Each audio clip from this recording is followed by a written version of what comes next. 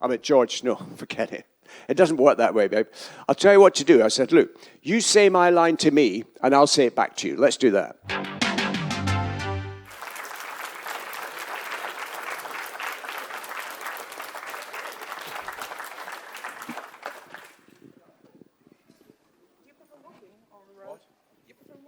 Walking or sitting? Yeah. 1, 2.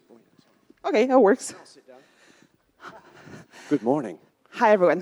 Good morning. Okay, first question. Everyone understands English? If not, you're screwed. I think everybody does. So, well, like Simon said, ladies and gentlemen.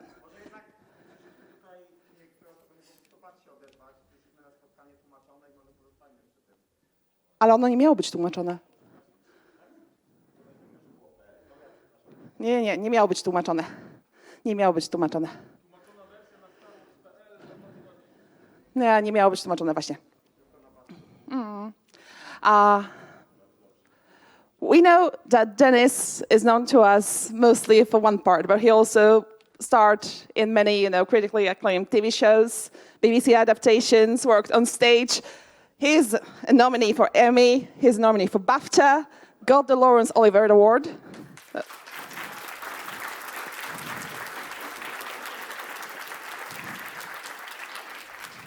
And yes, for us, it's always who? Wedge Antilles. Who?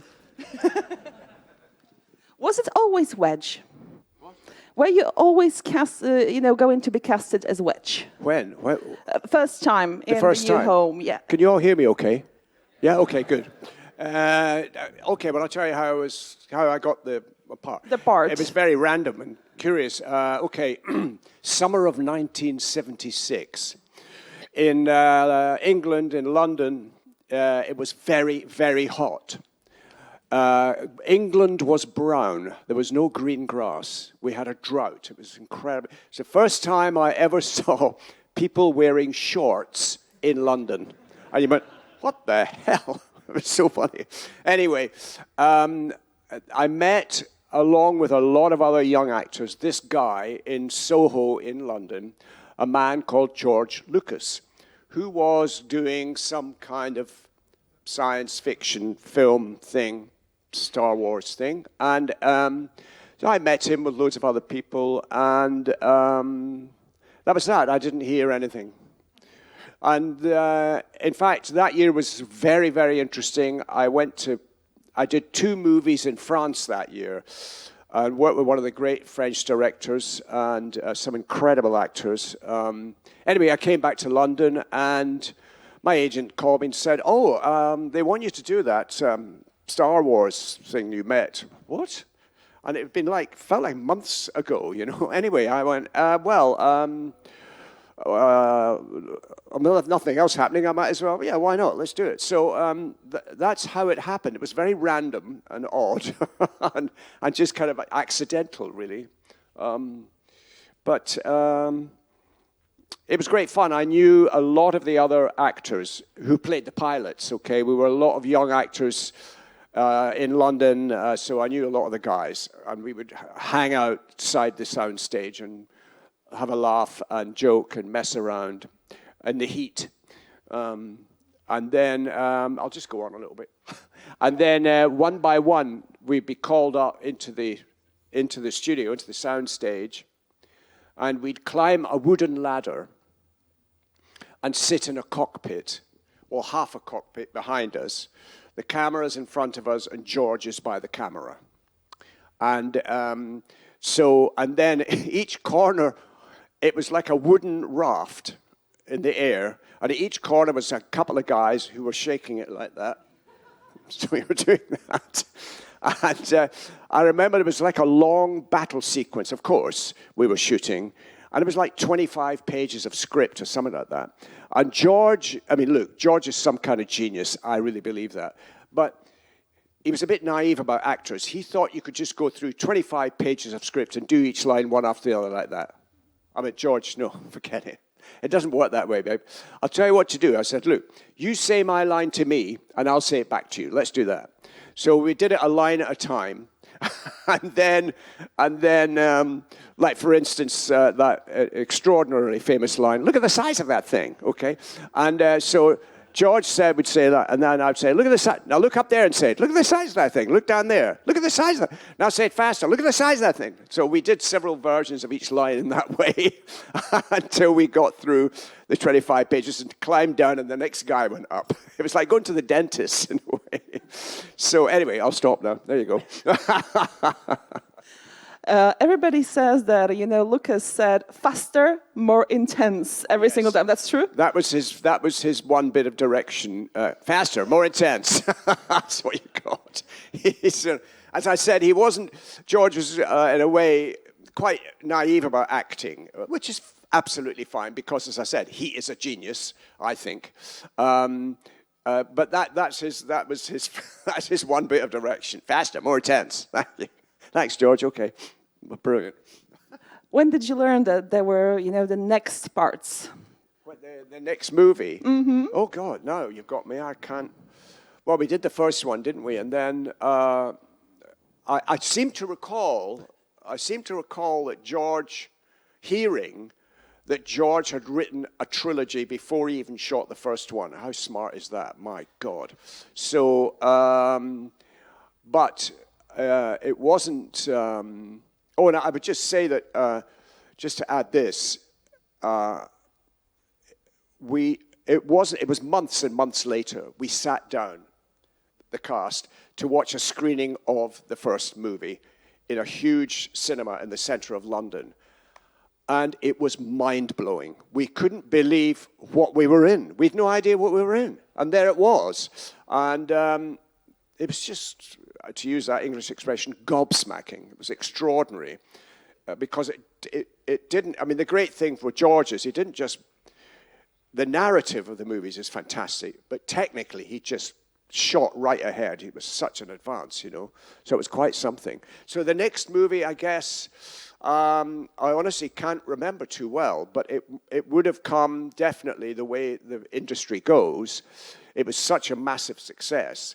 There was no doubt that they wanted to get the money for the sequel they were throwing at him, So and I can't actually remember the timescale. Was it a couple of years later? I'm not quite sure when the second one was made. Anybody know? Any ideas? No. Okay, fine. Doesn't matter. When did you see the whole trilogy?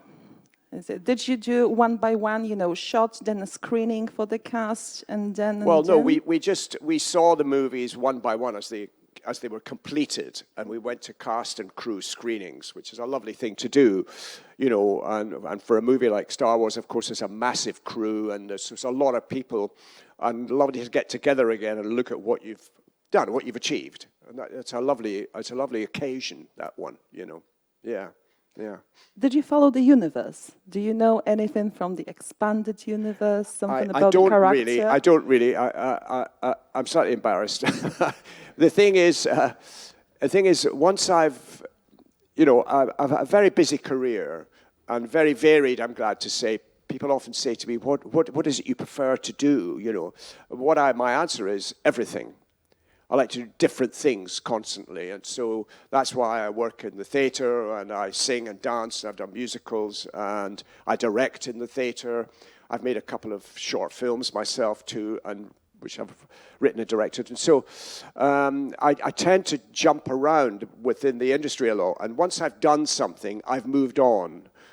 So I'm kind of just going forwards all the time, yeah. So that's why I haven't kind of visited the other stuff around so much, There are rumors that you've been invited for The Force Awakens, for the episode 7. We know that you show up in episode 9, yes.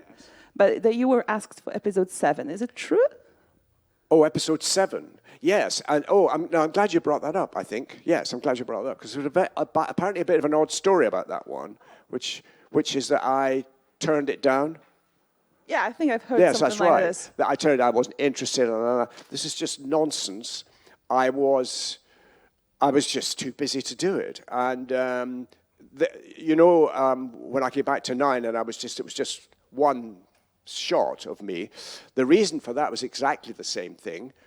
very unusually, J.J. Abrams contacted me directly. That doesn't happen.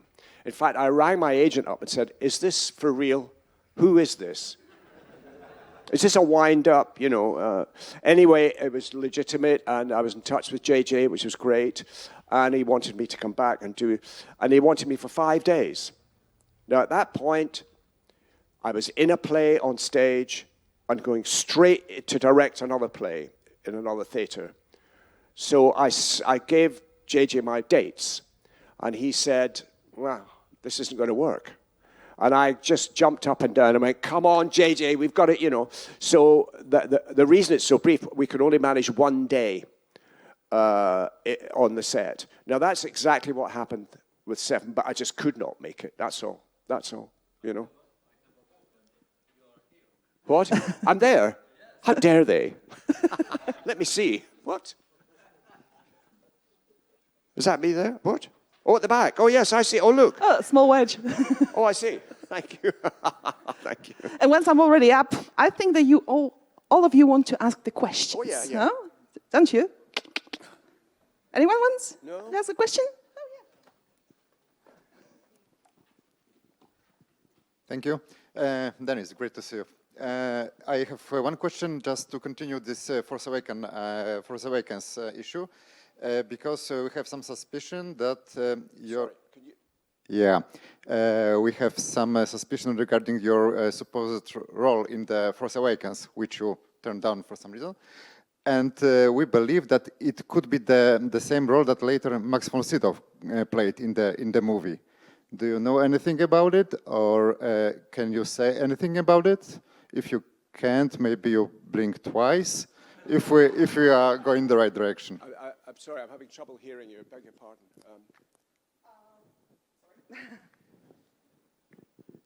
Working. Okay, it's working.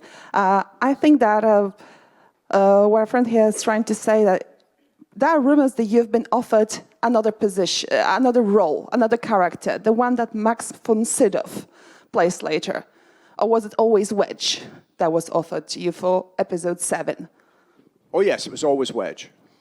Yes, if that answers your question. Okay, yeah, but we believe that this character could later be switched from Wedge to another character for Max von Sydow to play. Oh, I've not. Okay, so I've not heard of this at all. So it's just a fun theory. Yeah. Oh, fun theory. All right.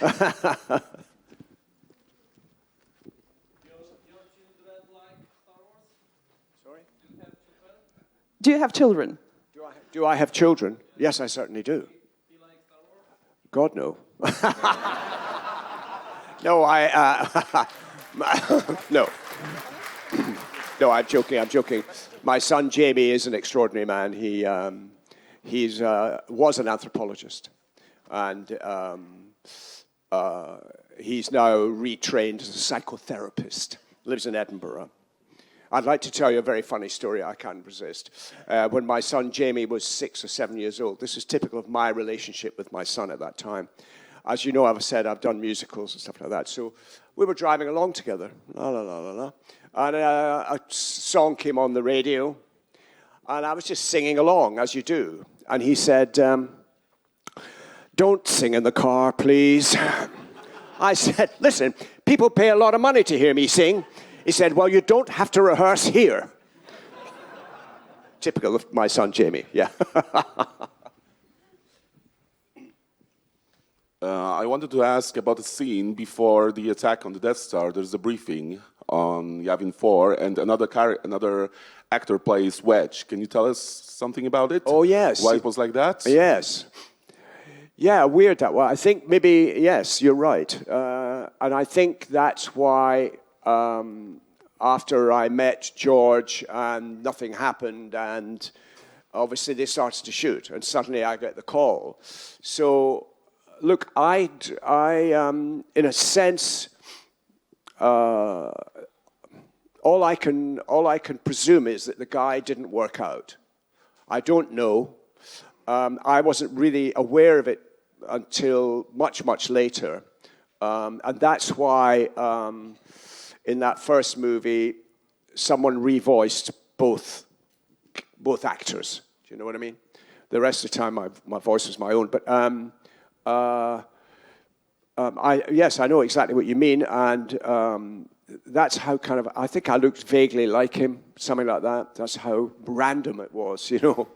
So, yeah, strange, and it must have been a bit difficult for him, I think, yeah. Do you like play a game? You play in... So you need the, nobody can hear you. Do you like play a game, you know, Battlefront 1, Battlefront 2? No. I don't That play, was the first one. I don't play video games, so, you know, In the Star Wars universe, Luke Skywalker and Wedge Antilles are very close friends. Does it have any effect on your relations with Mark Hamill when you were making the movie? Yeah, absolutely. I'll tell you but various very nice things came out of all that. Mark and I became very good friends. It was particularly the first movie. He was a young actor on his own in London, and he would just hang out at my house, at my home, and so we became very good friends, and it stayed that way through the movies, and it was, you know, he's great fun, Mark, and I remember. Do you remember? Was it Akbar, the admiral who looked a bit like a lobster? That character. Yeah. Anyway, we were shooting that big scene as he was briefing us all. We're standing around. There was so many of us on the set, you know, and they finally shouted cut, and they stopped. And Mark marched onto the set and said, "Do you realize you've just been addressed by a prawn salad?" So stuff like that was going on, you know. There was and let me just I don't think this is something a lot of people do not know, right? Because it links in. When I was 17 years old, I'd wanted to be an actor of performance since I was 3 or 4, but I was from a small town in Scotland. I had no advice, no help. I didn't know how to do it, just that I wanted to do it. So I found by chance a little amateur dramatic company in a city called Dundee in Scotland. And they had a beautiful small theatre, Victorian theatre, and I joined that little company. The leading actor of that company was a young guy called Ian McDermott. Exactly. And I was there for about 8 months. I got a job selling carpets during the day and did these little productions. And at the end of that period, Ian and I both auditioned for drama school in Glasgow on the same day. And we came out of the auditions. I had a talk with him in the street, and I watched him walk away up Buchanan Street. And I thought, I'll never see that guy again. My God. We both got in. We trained together. We shared flats together. La, la, la. And the first time Mark Hamill ever saw Ian McDermott without his makeup on was in my front room in my home. He went, "Oh, my God, it's you." It's hilarious. So there you go. Yeah. Yeah, so I know that Star Wars fans are intense, and we ask you a lot of the times very intense questions about like the universe, and I know that you just like played in it. I know it's magical, and I'm really glad that you played in that. But do you have like any questions from Star Wars fans that are really memorable to you that someone asked you? So maybe. Or sort of memorable questions. Yeah, from like Star Wars fans or something. From Star Wars fans. Oh my God. Whoa. Oh God. Nothing kind of stands out in a sense. I mean, everybody's here today asking me interesting stuff, and it's good fun. It's entertaining, you know. So, but I couldn't. Is there anything kind of mad that's happened? No, I'm sorry, I can't bring anything to mind. I do apologize. Still don't.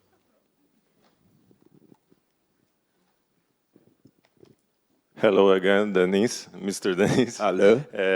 Just wanted to ask you, are you still in touch with anyone from the original crew member from original trilogy, or any people from the whole Star Wars universe beside your family member, Ewan McGregor? Ewan who? Ewan McGregor. Never heard of him. Never heard of him. Anyway, no. Yeah, I mean, I'm still in touch with Mark, which is great, and Mary Lou, his wife. I think, as I recall, Mary Lou and my partner at that time were pregnant at the same time. We were in Norway, shooting in Norway at that point. Anyway, yeah, and obviously Mr. McDermott. Yeah, of course, that's right. The actual crew members, no, I guess it's such a long time ago and everybody goes different ways and, says different things, But my memory is that the crew were just brilliant and absolutely wonderful, wonderful, just great. The production side was very strong. It has to be. Not easy stuff to shoot, to make, Yeah. Hello, sir. Here I am. Oh, hello there. Hello there. Hello. Great to see you. And yeah, I just wanted to say thanks for playing such a small but memorable role in the original trilogy. And I wanted to ask you, as you mentioned, there were a lot of different rebel pilots throughout the 3 original movies. Why do you think it was your role in particular that was called back for the sequels? Did George Lucas ever talk to you about, why it was Wedge in particular who should, play a bigger role than other rebel pilots? Yeah. All I can say is I do remember a point where Mark said to me, "You're George's token survivor." And so I guess that's what it was. I don't quite know why. Don't ask me. I guess he felt it would be nice to take one of those subsidiary characters and link them through the 3 films. It was a lovely thing to do, and very clever again, because the audience somehow do connect to the character, which is lovely. It's lovely. Yeah, yeah. Hello, thank you for being here. Delighted. I have a question I hope will be memorable. As a leader of a rogue squadron, I know that usually it's a casting director's job to pick the actors, but let's say that you're given free rein to pick your own pilots and compile your own dream team of pilots, like the ultimate rogue squadron. What actors would you pick to be your co-pilots and brothers in arms in Star Wars? Wow. What actor would I pick to be my co-pilot? Specifically, yes, okay.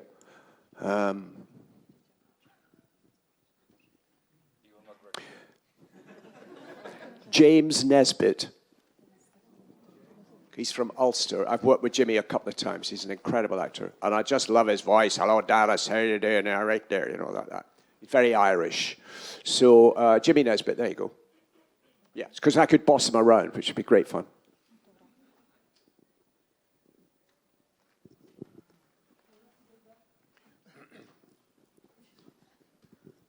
Okay, hi. I've heard that many costumes from Star Wars were extremely uncomfortable. How was the pilot's costume? Was it also uncomfortable, or you felt just, felt actually free in it? Well, I think luckily for us, the pilot costumes are perfectly comfortable. Quite a lot of the fans wear them, and they're very easy to wear, very easy. So we were lucky. We weren't wearing we weren't Darth Vader, you know what I mean? That's uncomfortable, I would say, definitely. So, yeah, and I don't remember, of course the helmets were, I guess in 76 we must have been pretty hot in the helmets and stuff, but no, we were lucky in that regard. We were pretty damn comfortable. Yeah. Hello. So just to... I wanted to address the question that was before. Maybe you can answer it to other fans when you meet them. about the other actor who played Wedge Antilles. There was actually a whole action with it that they called him Fake Wedge, that he was actually a different character who was often mistaken for Wedge Antilles in the Rebel base, so he got the nickname Fake Wedge, and there's actually a short story about it written, official. So from a certain point of view, stories exactly, collection. no idea. I should know. I've never heard that. Okay, wow. Fake Wedge. And so if you there's another memorable question. Maybe you will actually remember the answer to that and answer to other fans in the future. Do you know what Wedge's astromech was named? Astromech droid. His action droid. The Astro droid that helps with the navigation of the X-Wing. Oh, really? That little robot thing over there in the back. Okay, so it was R2A3. So if you remember that, you're going to point with R2A3. Star Wars fans. Thank you very much. R2A3. Yeah, exactly.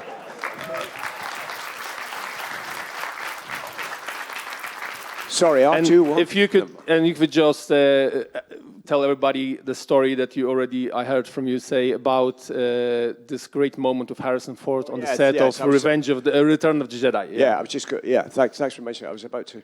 Okay, so again, just to demonstrate how, with Mark, it's a prawn salad, la la la la.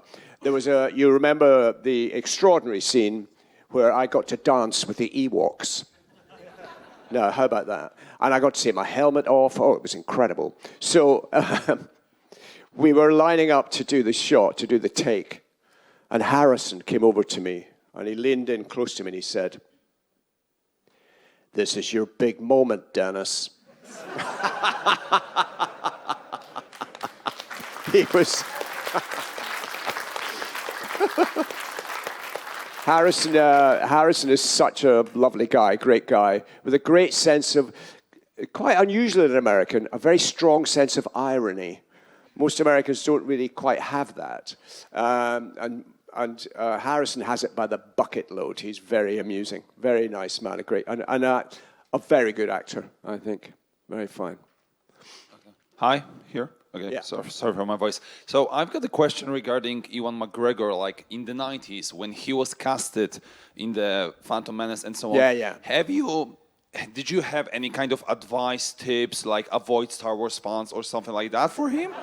Like, we're the worst. Because I'm really curious how your family meetings on dinner looks like when two people are working at Star Wars. Yeah. Oh, well, yeah, it's very funny because when he was first asked to do it, I did say this to him. I said, just be careful of this, because, and the only reason I said it was because there's a thing called typecasting within the profession. You become, and something as big as Star Wars, you become known for that role. And that's the only kind of role you are offered from then on. But thankfully, he ignored my advice, thank God, because he's such an incredible actor, so versatile. He can do anything, And he did then like to say, my uncle told me not to do it. He told me not to do it. He said, don't do it, don't do it. Anyway, he's quite something. I admire him hugely. I'll tell you a little story about him. When he was 8 years old, we both, again, brought up in this small town in Scotland, Crieff, and I was seeing my mother, and I was in my mother's garden. I'll always remember, and my sister Carol brought Ewan in to the garden, and she said, Denis, Ewan's got something he wants to say to you. I said, oh, yeah, okay, go on. So he stood in front of me, and he said, I want to be an actor. I said, well, that's great. Come back to me in 5 years. We'll talk about it. Fine. And, of course, he never, he went straight down the line for it, which is great. It was brilliant. So we're very close. It was a great relationship, I'm glad to say. Hello. Hello. This is a not Star Wars question. Acting in films and acting on the theater scene, how is it different for you? Yes. It's a very good question. Acting on the stage and acting on film, how is it different? It's actually, in fact, it's very different. It's a very, very different set of circumstances. You know, as you probably know, if you're doing a play in the theatre, you're with the director in a rehearsal room for 3 weeks up to 6 or 8 weeks, rehearsing each day, looking at the text, learning it. When you work on film, you are, it's instant. I equate it with, I equate it from classical music to jazz. You rehearse on film for 10 minutes maybe, then you do it, wallop. Then you do it from different angles. You can do each take in a different way. You might, so it's very instant, and you have to be really on your toes and relaxed. And again, I got very involved with that question for a number of years because of Ewan, my nephew Ewan, because he came to me. He was in his final year at drama school in London, a very, very good drama school, Guildhall, and he left early to do a massive television series, Lipstick on Your Collar, a great role for a young actor. And he came to my house and he said, I've got this television part to do. What happens? This is a drama student who knew nothing about how to work with a camera, nothing. So I took him upstairs and I talked to him about, okay, first of all, you're working with a microphone, so you don't have to project. Because in the theatre, you have to be able to bounce it off the back wall with 1,000 people out there, right? But when you're working on a microphone, you can be very, very quiet indeed. Sometimes it can be hard to hear, okay? And then you have to be aware of what the shot is and what the camera's doing. And so I said to him, I talked to him about lack of projection, and I put a sock on the floor. Because when you're working with a camera, you have to be able to hit a mark, walk 5 paces and stop right in exactly the right place so the shot works, right? And still give a performance. So I put the sock down, I said, give me a couple of lines. Okay, now walk towards me and end up with your feet behind the sock. So he did it. I said, no, Ewan, you can't look at the sock. You've got to look at me, babe. So we did it again. So what happened then was, he said, would you come to my drama school and tell us about this? We don't know anything about this. So I said, well, okay, sure. So I went in and I spent a day with his year and talked about the process and the lack of projection and keeping it very naturalistic. And then I went to another drama school. And then, oh my God, over I would say nearly a 20-year period, now and again, I would do a workshop. And then I got involved with a guy, and we did massive film workshops with 80 actors, film cameras, a cinema screen, unbelievable. And for 2 weeks. And I did that a few times. And then I wrote a book on it called The Actor and the Camera. And I thought, that's fine. I've done that. I'm moving on. So it was fascinating to do. And it also took me, I think, interestingly enough, it started me directing on stage, too, yeah. So it's very interesting. It's very, very different, yeah.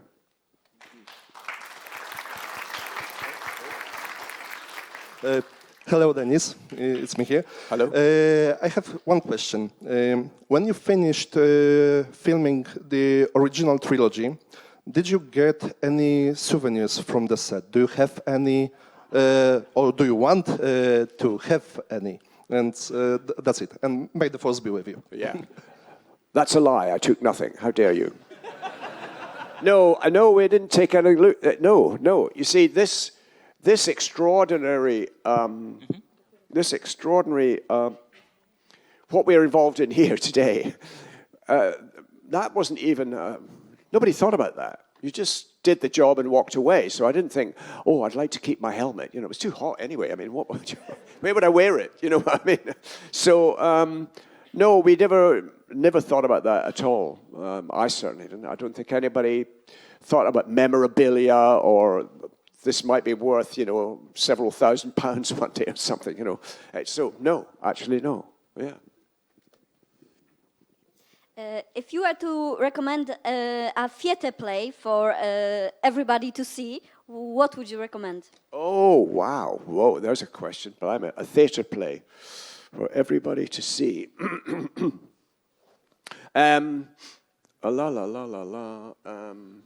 What was it?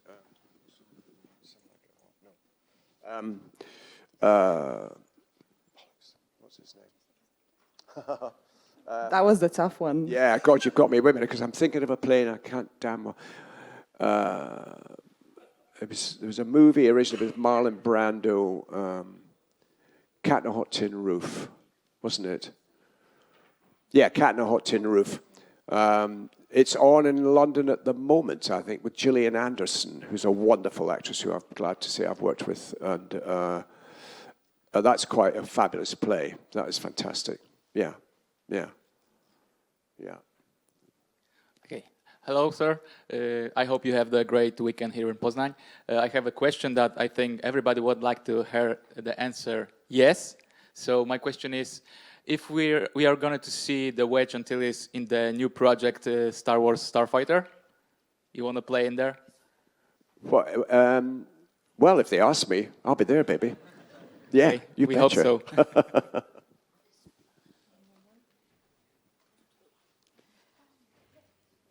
Welcome. Please forgive me, but my English is horrible. Don't worry, my Polish is not so great.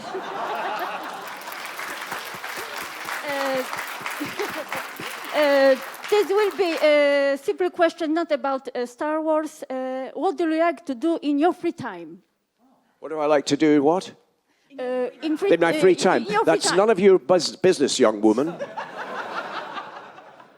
But I like to enjoy. I like to enjoy myself with a very, very nice vodka martini in the evening, and delighted to say I have a fabulous, extraordinary wife, and we live outside London most of the time at the moment. Yeah. What do I like to do? I like to. Okay, I'm a big jazz fan. I like jazz. I mean, all sorts of music, but I like jazz very much. And there's a wonderful, wonderful club in London called Ronnie Scott's. It's a very famous jazz club. Started in the 50s and developed over the years. And now it's just the most wonderful room for music. It's fabulous. Not big, but it's got an incredible atmosphere. And so I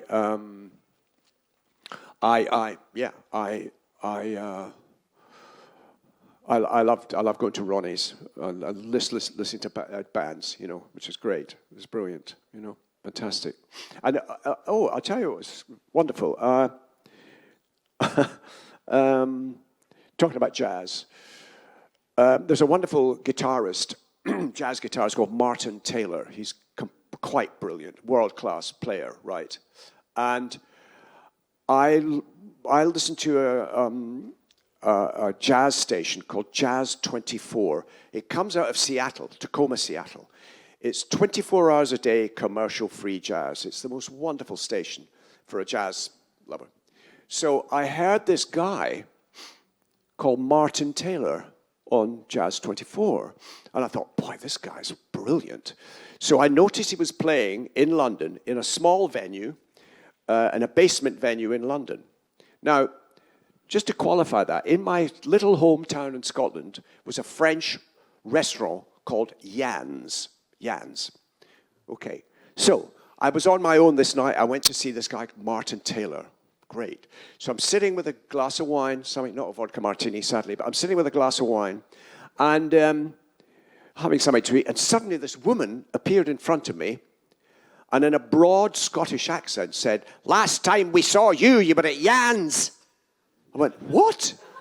It was like a culture shock. I was sitting in the middle of London in a basement, and what? And then this guy appeared in front, beside her, clutching a guitar, and he said, "I'm a great fan of yours." And it was Martin Taylor. And I said, no, I'm a great fan of yours. And we've been friends ever since, which is incredible, fantastic. But, sorry, and this is a lovely thing about these cons. Year before last, I was in Tacoma, Seattle, doing a con. And because of Martin Taylor, I got in touch with some of the DJs at that radio station. And I went to the radio station and I met those DJs. And that wouldn't have happened without Star Wars. It just wouldn't have happened. So it's extraordinary, extraordinary. Yeah, yeah. Hello. I want to ask you, because you played in many roles in theater, in movies. From these roles is for you the most memorable, or you enjoyed the most, or give you very was like those feeling like you did the great job? Yeah, that's funnily enough, that's quite an easy one. I did a movie, I think it's 40 years ago now, called Local Hero. And it was certainly the most, what can I say, unique and enjoyable and extraordinary job that I've been involved in. It was written and directed by a guy called Bill Forsyth, who's an extraordinary talent. We shot it in Scotland. Places in Scotland I've never been to, the West Coast and the Northeast Coast. We went to the Northeast. And I worked with an American actor called Peter Riegert, who's a New York actor. And I don't know if you know Peter Capaldi, who played Doctor Who. That was his first job, acting job he ever did. Before that, he was in a rock band and doing stand-up comedy. So it was a wonderful cast, incredible locations, and a beautiful... Burt Lancaster was also in it. And it's had a very long life. And I cannot resist telling you this. We shot in a small village called Pennon, way in the northeast of Scotland, 2 rows of houses on the North Sea. They have to build them end on to the sea so that when it goes over the houses, it doesn't go in the windows. Anyway, what I didn't know at the time, above that village was a hill farm. And on that hill farm, the farmer had 3 kids, 2 daughters and a son. One of the daughters was sitting on her horse, watching us shooting down below. Furious, she was 14, couldn't get into the village to get a drink. Not pleased. So her mother sent her down to the village to meet an assistant to get a job as an extra in one of the scenes in the film, okay? And this woman said to her, "So, why do you want to be in this film?" "I don't want to be in this film," she said. So she was sent home and her mother gave her shit. And, excuse me. However, I didn't meet that woman, if you like, till, that was 1983. I met her in 2012. She was a neighbor of my mother's, 300 miles further south. In 2017, I married her on a beach in Italy. How weird is that? So, yeah, she's quite something. So Local Hero was something about that experience. Yeah. I think we only have time for one last quick question. So who's next? Who's the last one? But not hello, least. Denis. It is great to see you here. I have a question regarding the original trilogy. So, as you have told us, the shots in which you took part were done in a mock-up of the X-Wing cockpit. But did you ever have a chance to sit in a full-size X-Wing model? Did you have a chance to sit in the whole X-Wing model, not just the cockpit on set? Oh, right. Thank you. Yeah. Did I? I think I must have done, because I remember big scenes, extraordinary. In a way, it was extraordinary to be involved in something of that scale as an actor. And I think in the kind of hangars scenes, I must have climbed into one. I must have done. I'm sure I did. In fact, I did. I did. Yes. God damn it, I did it. Yeah, exactly. Yeah. Okay, so if it's a fast one, but just a quick one. Yeah, thank you. Just short question. Did you have any wonderful experience of working with Alec Guinness or Peter Cushing on the set of A New Hope? don't think I met, funny enough, I didn't meet Alec Guinness. I guess we weren't, of course, Peter Cushing. No, well, again, no direct kind of contact in that sense as actors, you know, just kind of in passing. Beside the clan. Yeah, exactly. So sadly not, no. So that gentleman over there wants you to know something more about Wedge. So this is for you. A Star Wars Marvel comic. I will read this.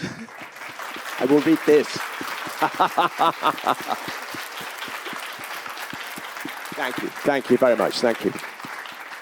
So thank you all for coming here. I think we need a little more applause at that time of the day. Come on.